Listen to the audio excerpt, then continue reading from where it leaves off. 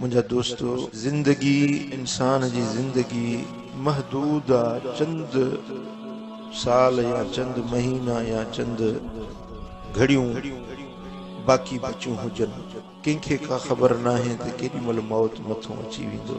ज़िंदगी सदोरी ऐं सजाई उहा है जेका मदीने वारे साईं जी ग़ुलामी में गुज़री। उहा ज़िंदगी क़ीमती आ जंहिं ज़िंदगी जो हर लम्हो अल्लाह जे ज़िक्र में गुज़रे, मदीने वारे साईं जी ग़ुलामी में गुज़रे। जेकॾहिं अल्लाह जी याद नाहे ऐं मदीने वारे साईं जी मुहब्बत नाहे त इहा ज़िंदगी बेकार आ, बेसूद ऐं बेफ़ाइदी आ। ज़िंदगी जा उहे लम्हा, उहे पसाह जेकी पंहिंजे मालिक जी याद में गुज़रिया, उहे अहिड़ा त क़ीमती लम्हा आहिनि जिन जो तव्हांखे दुनिया में बि सिलो मिलंदो ऐं आख़िरत में बि अजूरो मिलंदो। इन जे करे क़ुरान मजीद में रब्बुल आलमीन जल्ल शानहू फरमायो आहे त फ़ज़्कुरूनी अज़्कुरुकुम। तव्हां मूंखे यादि कयो त मां अल्लाह वरी तव्हांखे यादि कयां। जॾहिं तव्हां मुंहिंजो ज़िक्र कंदा आहियो त मां अल्लाह तव्हांजो ज़िक्र कंदो आहियां।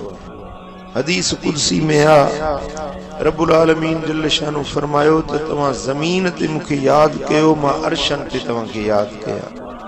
तव्हां माण्हुनि में मूंखे यादि कयो, मां फ़रिश्तनि में तव्हांखे यादि कयां। तव्हां बीमारियुनि में यादि कयो, मां तव्हांखे सिहत ॾेई यादि कयां। तव्हां परेशानियुनि में यादि कयो, मां तव्हांखे सुख ॾेई यादि कयां। वश्कुरूली वला तकफुरून।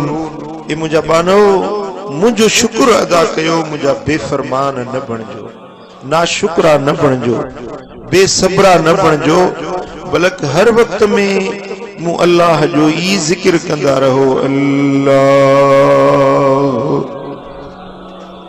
अल्लाह